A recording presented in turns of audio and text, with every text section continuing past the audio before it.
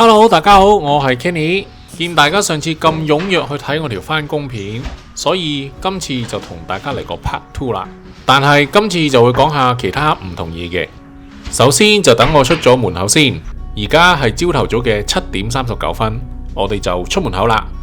其實由我一開始拍 YouTube 片，久唔久都會有啲觀眾問我 Kenny 啊，如果我喺 City 返工，應該揸車定坐火車好啊？所以就趁我今日我要去 City 返工，就一次過解答晒各位觀眾嘅疑問啦。其實我本身 office 呢就唔喺 City 嘅，但係因為喺幾個月前自己公司就派咗我去做 secondment。自從開始 secondment 之後呢，工作上呢就非常之忙，都冇咩時間拍下片咁樣啦。But anyway， 都係嗰句啦，我盡量同大家拍下片啦。咁我每個禮拜都會有一日都要去人哋 office 度返工嘅，所以先會出到去 City 咁解啦。但實情呢，我並唔係咁中意去 City 返工嘅。點解我會咁樣講呢？我就喺呢條片就會慢慢同大家講下啦。回返正題，如果你揸車出 City 返工嘅話，停車費係非常之貴，起碼都要20蚊至到30蚊一日。就算當你一個星期 work from home 2日嚟，你停車費一個禮拜起碼都要60蚊樓上，除非你公司係有提供車位俾你啦。如果唔係，我唔建議揸車出 City 返工嘅，你只會不停咁燒錢嘅啫。仲有，如果你唔係住喺 City 附近，基本上係唔會有巴士直接出到去 City 嘅，所以你只有火車可以揀。因為由我屋企距離最近嘅巴士站都要行成10分鐘，仲要計埋等巴士搭巴士嘅時間，所以如果我出去 City 返工嘅話呢，我就會直接揸車去最近嘅火車站。咁你可能有個疑問啦，喂，喺火車站一定有位泊車嘅咩？咁呢樣嘢就好視乎個火車站有幾大啦。好似我去呢個火車站咁樣，個停車場係超大嘅，就算返工時間都係泊唔滿嘅，就唔需要話特登早嚟爭位泊車咁樣啦。今日天氣就唔算太好，超多雲想落雨咁樣款，都係快啲行啦。泊完車就當然要俾錢啦。喺火車站泊車就係2蚊一日。睇緊片嘅你可能話，喂，都 OK 抵喎，但其實一向都係免費泊車嘅，係唔知幾年前開始呢，就話要開始收錢啦。Anyway， 泊完車之後呢，通常你就可以行到去火車站入口嘅隔離，就會見到有啲咁嘅機嘅。佢有2種嘅，一種就係普通咪錶，打車牌號碼入錢就 print 張停車飛出嚟。但係呢個唔好處就係你要攞翻呢張停車飛放喺你架車個 dashboard 嗰度，一來一回走嚟走去呢都幾麻煩嘅。所以我強烈建議大家將你自己個車牌拎落去你張 Smart Rider 度，咁你就可以用另外一部機撳個掣，拍張卡就直接扣錢啦。咁佢個 system 就會有記錄噶啦，你唔需要做任何嘢，拍籮柚就走得啦，超方便。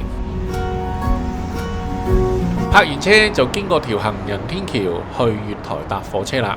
呢度火車站大部分都係戶外嘅，火車班次都唔算好疏 ，OK 啦。返工時間最密都係5分鐘一班，普遍都唔需要等好耐嘅。但係冬天等火車呢，就我唔會話慘嘅，但係大風大雨你走咗班車就企喺度食風咯。呢度火車最多都係綠卡車，所以都會幾逼下嘅。呢度搭火車呢，我哋前州長麥高雲先生臨退落嚟嗰陣呢，都叫做翻樣好嘢啦，就係將我哋嘅火車錢 set 咗一個 limit。無論你坐嘅距離幾遠都好，都只會收你 two zones fare， 大概就係4至到5蚊，視乎你係用現金定係揸 Smart Rider 啦。所以如果我去 City 返工，火車來回再加埋2蚊停車錢嘅話呢，一日交通費就會係10蚊。但係好老實講，我有錢都唔使10蚊，所以我覺得搭火車係貴過揸車嘅，加上時間上係好唔 flexible， 所以有得揀嘅話呢，我都會 prefer 揸車。坐咗大概3-4個字就嚟到 Elizabeth Quay 啦，就成班人慢慢逼翻上去出閘啦。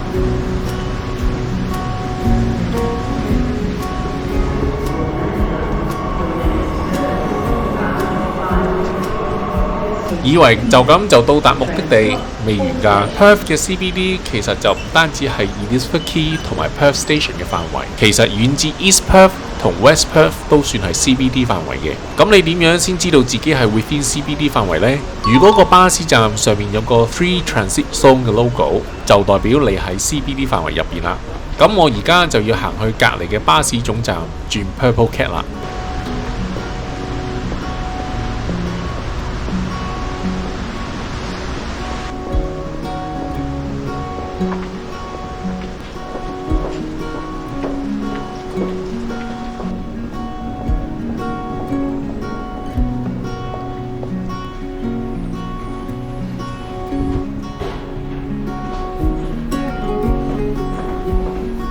呢條 Purple Cat 就2021年新開嘅，係直到我開始去人哋公司Secondment幾個月前啦，我先知道有 Purple Cat 呢條線嘅存在。咁佢就會行到去 UWA 嗰頭嘅一個循環線咁樣走。咁所以連埋本身4條 Cat Bus 路線呢， Perth 而家就有5條 Cat Bus 免費喺 CBD 範圍行咁樣啦。沿線你中意邊度上車落車都得。出到嚟 City 就開始落大雨啦，亦都開始塞車。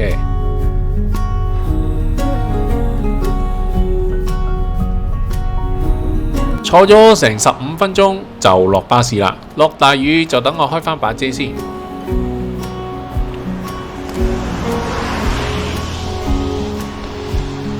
行多大概5分鐘就終於到我今日開工嘅地點啦。時間係大概8點45分，單程都用咗我成粒鐘，路程係非常之漫長嘅。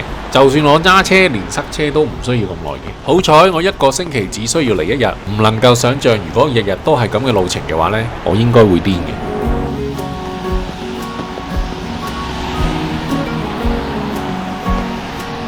好啦，夠鐘埋位開工，一埋位就開始 check 下自己今日嘅 schedule， 然後就 meeting 接 meeting， 無限 loop， 咁就1日啦。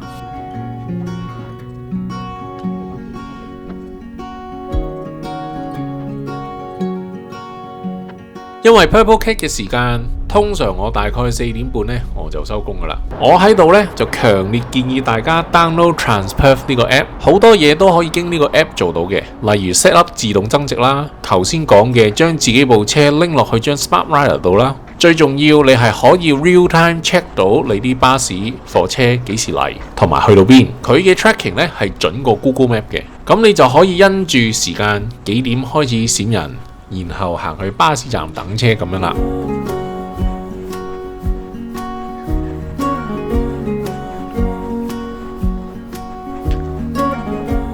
照翻朝頭早嘅路程，相反方向咁樣行，搭翻 Purple Cat 出 City， 然後再轉火車翻屋企啦。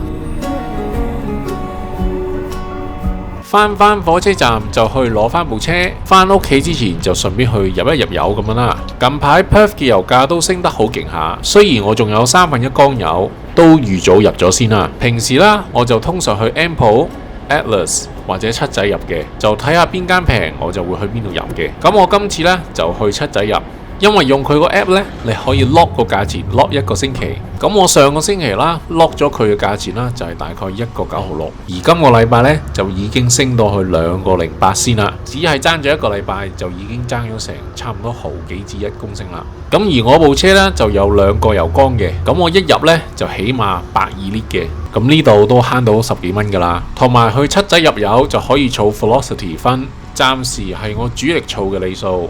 咁呢樣嘢呢，有機會啦，再同大家分享下啦。落雨揼濕都唔想煮飯啦，順便經過多面路就買 take away 翻屋企炸淋食完就算啦，慳咗啲油費，咁就買個多面爐玩下啦。咁係啦，因為落雨呢，我都唔想煮啊，買外賣算數啦，炸淋。搞掂食完呢，咁就今晚就喺屋企攤透下咁樣啦。咁好啦，咁我今日呢條片就嚟到呢度啦。咁如果大家中意我呢條片嘅話，直接俾我 like 我 subscribe 我 channel 開埋個鐘仔。咁我哋下條片再見，就咁，拜拜。